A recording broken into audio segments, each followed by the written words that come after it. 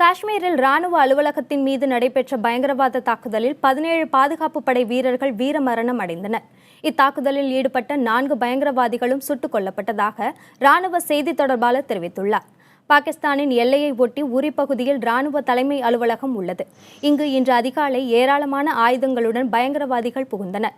இவர்கள் சரமாரியாக சுடத் தொடங்கியதாகவும் சுதாரித்துக் கொண்ட ராணுவ வீரர்கள் பதிலுக்கு சுட்டதாகவும் பாதுகாப்புத்துறை அறிக்கை தெரிவிக்கிறது.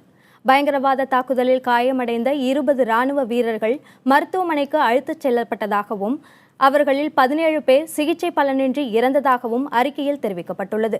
இருப்பினும் மற்ற வீரர்கள் தொடர்ந்து தாக்குதல் நடத்தியதில் 4 பயங்கரவாதிகள் கொல்லப்பட்டதாக ராணுவம் தெரிவித்துள்ளது.